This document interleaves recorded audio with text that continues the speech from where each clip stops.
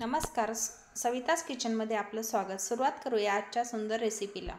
इथे उंबरहंडी बनवण्यासाठी मी एका ताटलीमध्ये बेसन पीठ घेतलेलं आहे थोडंसं, आणि त्या बेसन पिठामध्ये आता आपल्याला थोडंसं लाल तिखट, थोडंसं मीठ, थोडीशी हळद आणि थोडासा ओवा मी घेतलेला आहे आणि थोडीशी कोथिंबीर. तर हे सर्व मिश्रण याचा आपल्याला छान असा गोळा तयार करून घ्यायचा आहे. घट्टसर गोळा करायचा आहे जेणेकरून उंबरहंड्या छान होतील, त्या फुटणार नाहीत. ह्या पिठामध्ये थोडंसं पाणी टाकून गोळा मळून घ्यायचा आहे. पहा, मागाशी घेतलेल्या पिठाचा मी इथे घट्टसर गोळा करून घेतलेला आहे. आता हे पीठ आपण साईडला ठेवून थोडंसं तेल लावून साईडला ठेवून देऊया आणि याच्यामध्ये भरण्यासाठी आपण सारण तयार करूया. तर सारण तयार करण्यासाठी आपल्याला इथे घ्यायचं आहे शेंगदाण्याचं कूट. पहा, मी इथे एका साईडला शेंगदाण्याचं कूट घेतलेलं आहे थोडंसं. याच्यामध्ये मी लसूण कुटतानाच लसूण वापरलेलं आहे. त्याच्यानंतर याच्यामध्ये थोडंसं लाल तिखट टाकायचं आहे, थोडंसं मीठ टाकायचं आहे, थोडीशी हळद आणि थोडीशी कोथिंबीर.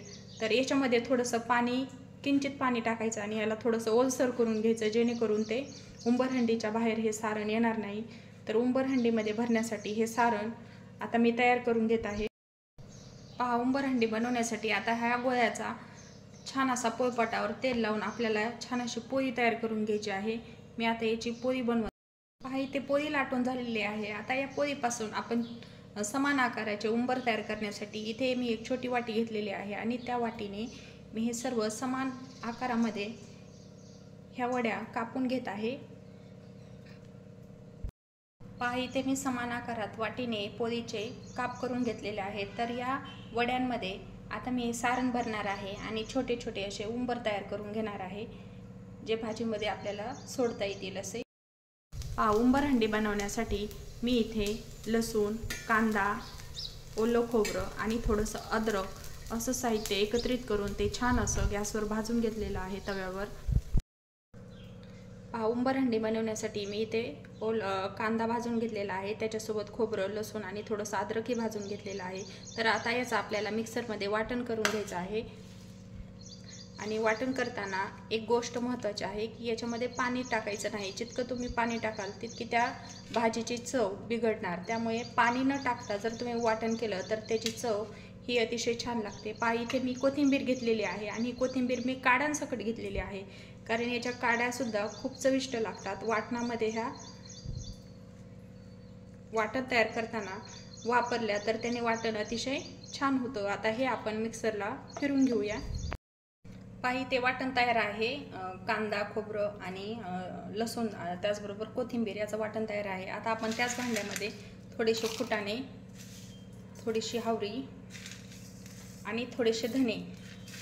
तर रसा बनवण्यासाठी आपल्याला हे वाटण तयार करून घ्यायचं आहे. या वाटणामध्ये आपल्याला थोडंसं पाणी टाकायचं आहे आणि हे मिक्सरला फिरून घ्यायचं आहे. पहा, इथे उंबरहंडी बनवण्यासाठी आता कढईमध्ये मी तेल तापवायला ठेवलेलं आहे. तेल नेहमीपेक्षा थोडंसं जास्त वापरलेलं आहे.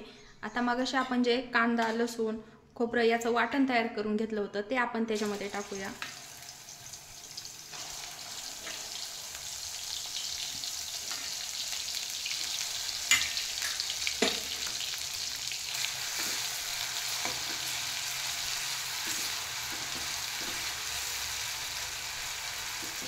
पहा, वाटण इथे परतत आहे. तोपर्यंत गॅसवर आपण दुसऱ्या गॅसवर मी थोडंसं पाणी गरम करायला ठेवणार आहे, कारण या भाजीला मी गरम केलेलं पाणीच वापरणार आहे. थंड पाणी अजिबात वापरायचं. पहा, इकडे मसाला परतत आहे. तोपर्यंत मी इथे दुसऱ्या गॅसवर पातेल्यामध्ये थोडंसं पाणी तापून घेत आहे, जे भाजीसाठी मला उपयोगी पडणार आहे. पहा, आता या वाटणामध्ये आपण काही मसाले ॲड करूया. तर सर्वप्रथम इथे मी धने पावडर घेतलेले आहे, मीठ घेतलेलं आहे, हा घरी बनवलेला काळा मसाला घेतलेला आहे, हा गरम मसाला आहे आणि हा सुद्धा मटण मसाला आहे. तर एवढंच साहित्य मी घेतलेलं आहे. इथे लाल तिखट, ह्या भाजीसाठी मी लाल मिरची किंवा लाल तिखट अजिबात वापरलेला नाही, कारण आपल्याला काळ्या मसाल्यातली भाजी बनवायची आहे. आता हे सर्व मसाले टाकून मी छान असे कढईमध्ये परतून घेत आहे. मसाले परतत आहेत तोपर्यंत आपण इथे फुटाणे, धने आणि हावरी याचं जे वाटण तयार करून घेतलेलं आहे ते थोडंसंच टाकायचं आहे. तुम्हाला जर भाजी पातळ वाटली तर ते तुम्ही वरून नंतर सुद्धा टाकू शकता. जर जास्त टाकलं तर भाजी काय होते, घट्ट होते, त्यामुळे ते थोडंसंच टाकायचं आहे. आता मसाल्याला छान असा काळसर कलर आलेला आहे. अतिशय सुंदर अशी, झणझणीत अशी, मटणापेक्षाही अतिशय चविष्ट अशी भाजी तुम्ही एकदा नक्की बनवून पहा. आता हा मसाला परतला आहे. आता याच्यामध्ये आपल्याला पाणी टाकायचं आहे. ते पाणी गरम झालेलं आहे. तर अगोदर थोडंसंच पाणी, आपल्याला पूर्ण पाणी टाकायचं नाही, थोडंसंच पाणी टाकायचं आहे, जेणेकरून ह्या भाजीला छान अशी तरी उतरेल. पहा, मसाल्याच्या बाजूला छान असं तेल उतरलेलं आहे. आता याच्यामध्ये आपण जे उंबर तयार करून घेतलेले आहे, जे मोदक तयार करून घेतलेले आहेत, ते एक एक आपल्याला ह्या भाजीमध्ये सोडायचे आहेत किंवा मसाल्यामध्ये सोडायचे आहेत. सर्व उंबर सोडून तयार झालेले आहेत. आता आपण त्याच्यामध्ये पाणी ॲड करूया. सर्व उंबर मी याच्यामध्ये कढईमध्ये टाकलेले आहेत, मोदक टाकलेले आहेत. आमच्याकडे याला उंबरहंडी म्हणतात, काही ठिकाणी याला मोदक आमटी सुद्धा म्हणतात. तर या मोदक आमटीला आता आपण गरम केलेलं पाणी याच्यामध्ये टाकूया. जितक्या क्वांटिटीमध्ये तुम्हाला भाजी बनवायची आहे तेवढंच पाणी तुम्हाला टाकायचं आहे. जास्त घट्ट भाजी करायची नाही. जर भाजी घट्ट झाली तर त्याची टेस्ट बिघडते, त्यामुळे ती थोडीशी पातळच ठेवायची आहे.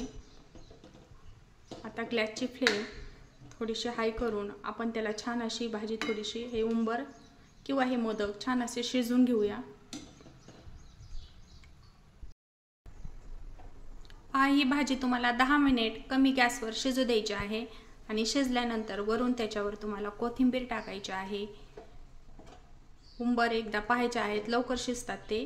कमी गॅसवर 10 मिनिट शिजू द्यायचे आहे, गॅस फुल करायचा नाहीये. पहा, काळ्या मसाल्यातली झणझणीत मोदक आमटी किंवा उंबरहंडी ही रेसिपी तयार आहे, खाण्यासाठी रेडी आहे. तर अशाच नवनवीन रेसिपी पाहण्यासाठी या चॅनलला लाईक, शेअर आणि सबस्क्राईब नक्की करा. धन्यवाद.